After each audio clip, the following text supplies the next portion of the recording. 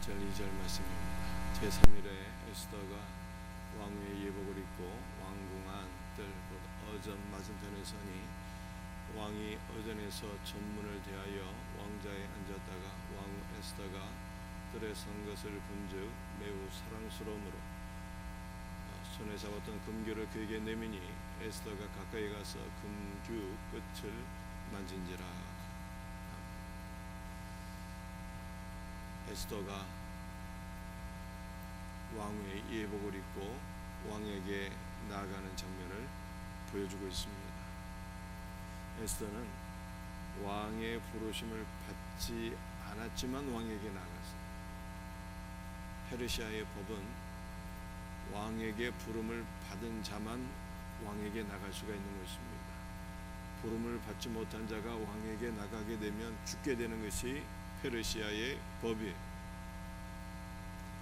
따라서 에스더는 왕의 부르심을 받지도 않고 또 페르시아의 법을 어기면서까지 왕에게 나갔는데 죽음을 무릅쓰고 왕에게 나간 것입니다. 반면에 우리는 어떻습니까? 에스더는 부르심을 받지 않았지만 우리는 부름을 받은 자들이에요.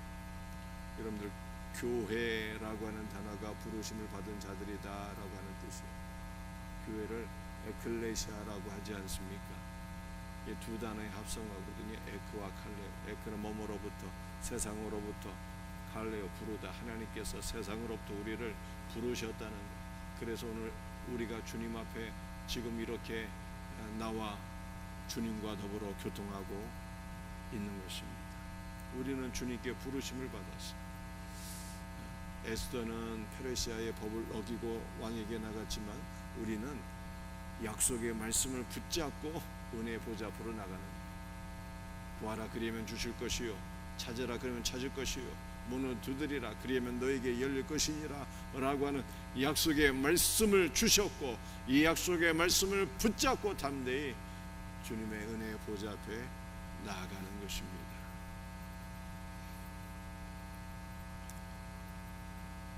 에스더에게는 그를 도울 수 있는 중보자가 없었어요. 왕과 에스더 사이에 중보자가 없었다는 거예요. 오히려 왕에게 가장 사랑받는 하만이 있었는데 이 하만은 모르드게와 왕후 에스더의 원수인 거예요. 반면에 우리에게는요, 하나님과 우리 사이에 누가 계십니까? 중보자가 계시잖아요. 중보자. 아버지의 사랑을 받는 아들, 우리를 너무나도 사랑하시는 아들 주 예수 그리스도가 있어서 우리는 그의 은혜를 힘입어 담대한 마음으로 은혜의 보좌 앞으로 나가게 될 때 때를 따라 돕는 은혜를 얻게 될 것을 믿으시기를 바랍니다. 이게 히브리서 4장 16절 말씀. 그러므로 우리가 긍휼하심을 얻고 때를 따라 돕는 은혜를 얻기 위하여 담대한 마음으로 은혜의 보좌 앞에 나아갈 것이라. 우리를 중보하시는 주 예수 그리스도를 힘입어 담대한 마음으로 은혜의 보좌 앞으로 나가서 때를 따라 돕는 은혜를 경험하며 살아가는 성도들이 되시기를 주의 이름으로 축복합니다. 여러분들 에스더가 하나님 앞에 기도하고 죽음을 무릅쓰고 왕에게 나갔어요. 그때 왕이 왕후 에스더를 볼 때 어떻게 보였어요? 매우 사랑스럽게 보였더라 이렇게 얘기했어요.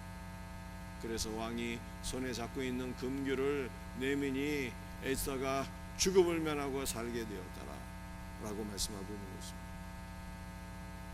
그런데 이 외경편을 보게 되면은 이 장면이 이렇게 묘사가 되어 있어요. 왕이 무섭게 에스더를 바라보니 에스더의 얼굴이 창백해지고 정신이 혼미해져서 그가 쓰러지게 되었다. 그런데 하나님께서 바로 그때 왕의 마음을 변화시켜 주셨다는 거예요. 왕이 쓰러진 에스더를 바라보고 깜짝 놀라서 달려가서 그녀를 품에 안고 정신이 돌아오기를 기다리게 되었다 라고 말씀하고 있습니다. 외경은 정경이 아니니 그냥 참고 사항일 뿐. 그런데 오늘 에스더 5장 1절 2절이 뭘 말씀하고 있는 걸까요? 하나님께서 아하스웨로 왕의 마음을 변화시켜 주셨다는 것. 여러분들 에스더가 왕에게 나갈 때 3일간 먹지도 않고 마시지도 않고 금식기도 한 거 아니겠습니까? 얼굴이 초췌하고 창백했을 것입니다. 그럼에도 불구하고 에스더가 하나님을 의지하고 기도하고 왕에게 나갈 때 하나님께서 왕의 눈과 마음을 변화시켜 주셔서 왕후 에스더를 바라보게 될 때 매우 사랑스럽게 보였다는 거예요. 그러므로 기도는 무엇입니까? 기도는 만사를 변화시키는 하나님의 능력이다라고 말씀하고 있는 거예요. 기도하면 하나님께서 사람의 마음도 변화시켜 주시고 상황과 환경도 변화시켜 주시고 문제도 해결해 주신다는 것입니다. 그러므로 우리는 주님께 소망을 두고 모든 문제에 절망하지 말고 주님께 소망을 두고 늘 깨어 기도함으로 하나님께 나아가 때를 따라 돕는 은혜를 힘입어 늘 승리하는 복된 성도들이 되기를 주의 이름으로 축복합니다. 3절과 4절 말씀. 왕이 이르되 왕후 에스더여 그대의 소원이 무엇이며 요구가 무엇이냐 나라의 절반이라도 그대에게 주겠노라 하니. 왕이 에스더를 바라보면서 너무 사랑스러워서 이렇게 얘기했어요. 당신의 소원이 무엇이냐? 나라의 절반이라도 떼어서 당신에게 주겠다. 여러분들 나라의 절반을 어떻게 떼어서 주겠어요? 이것은 무슨 소원이든 들어주겠다고 하는 표현입니다.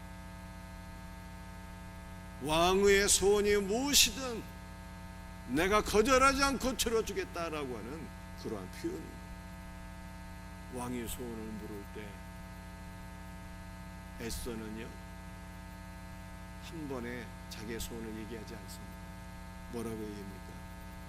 내가 왕을 위하여 잔치를 베풀어 싸우니 왕이 좋게 여기시거든 하만과 함께 잔치에 참여하소서.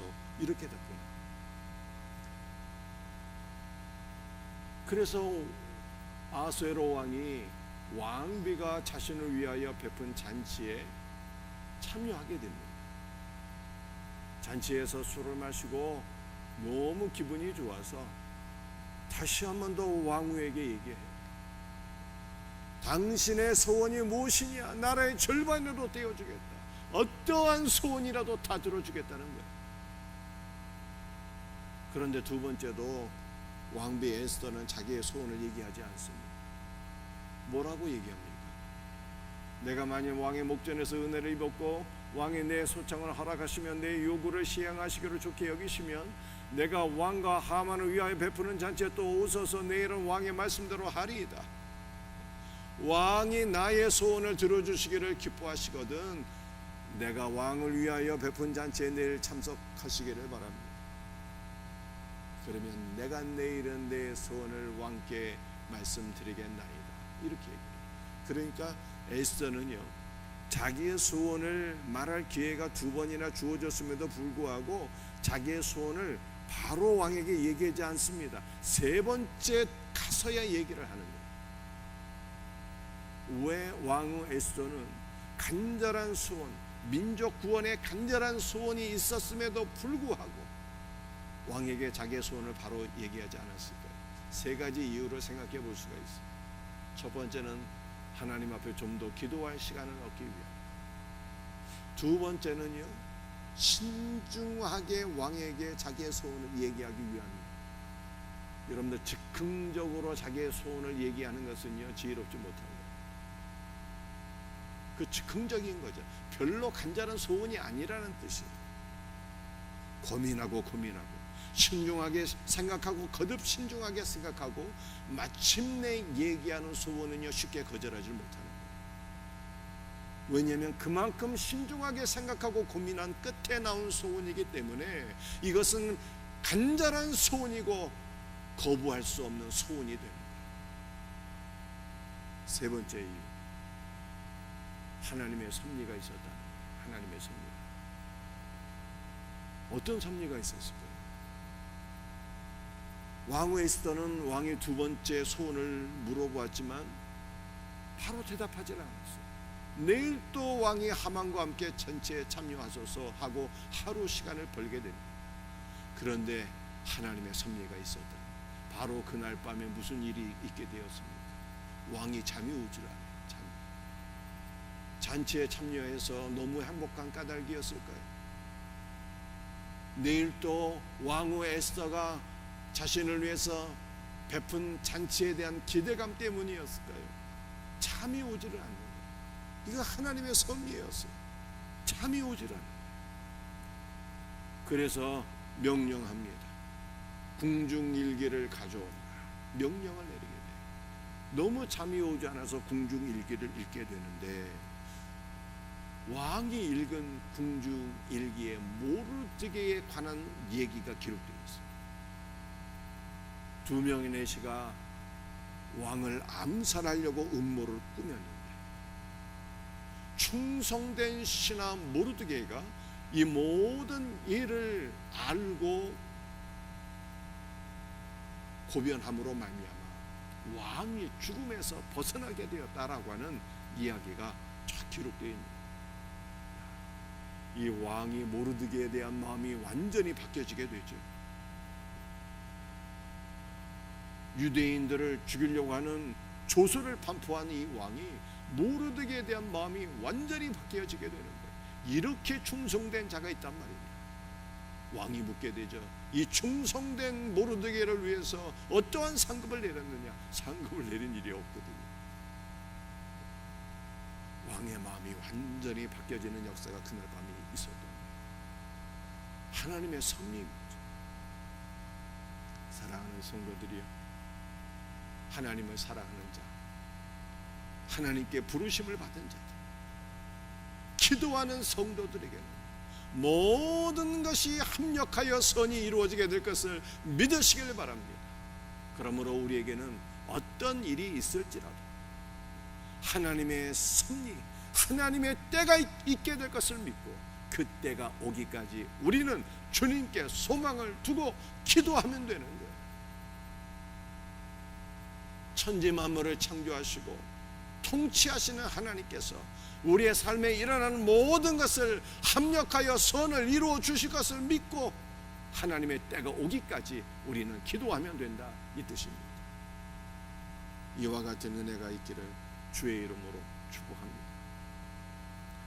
오늘 마지막 말씀 에스더 5장 14절 함께 말씀을 같이 읽겠습니다. 그의 아내 세레스와 모든 친구들이 이르되 높이가 50규빗 되는 나무를 세우고 내일 왕에게 모르드게를 그 나무에 매달기를 구하고 왕과 함께 즐거이 잔치에 가소서 하니 하만이 그 말을 좋게 여기고 명령하여 나무를 세우니라. 하만이 너무너무 행복했어요. 왜냐하면 왕후 에스더가 왕을 위하여 잔치를 배설했는데 그 잔치에 초대받는 자는 왕과 유일하게 하만 한 명뿐이었거든요. 그 이튿날에도 하만은 왕과 함께 초대를 받은 거예요. 얼마나 어깨가 으쓱하며 기분이 좋았겠습니까? 그런데 하만의 눈에 거스리는 것이 딱 하나 있었으니 그것은 바로 모르드게였어요. 왕후가 베푼 잔치에 즐거이 참석하고 왕궁을 벗어났는데 그 모르드게가 또 무릎을 꿇지도 않고 자신에게 절하지 않는 모습을 바라보면서 너무 괘씸한 거예요. 그래서 집에 돌아가서 아내 세레스와 자신의 친구들을 불러 모으고 있었던 모든 일들을 다 얘기하게 됩니다. 오직 남은 왕후의 잔치에 왕과 함께 초대를 받았고 내일도 참여를 하게 되는데, 그러나 내 마음에 너무나도 불쾌한 일이 하나 있으니 그것은 바로 모르드게다. 이렇게 얘기하니까 뭐라고 얘기합니까? 왕이 조서를 시행할 때까지 모르드게를 살려둘 이유가 없다. 왕에게 구하여서 모르드게를 당장 죽이라. 그래서 친구들이 뭘 제안합니까? 높이가 50규빗 되는 나무를 세우고 내일 왕에게 모르드게를 그 나무에 달 수 있도록 구하라는. 그런데 아무도 예상하지 못한 일이 발생하게 되었으니 어떤 일이 발생하게 됩니까? 모르드게를 매달려고 세운 그 장대에 하만이 매달리게 돼요. 하만이. 그 누구도 생각하지 못한 일이 발생합니다. 여러분들, 이것은 우리들에게 무엇을 보여주고 있는 것입니까? 예수님의 십자가를 보여주는 거예요. 원수 마귀가 예수님의 십자가를 준비하고 예수님을 십자가에 매달게 됩니다. 그런데 여러분들이 그 영화 보신 적 있죠? 패션 오브 크라이스트. 예수님의 순환을 묘사한 작품이죠.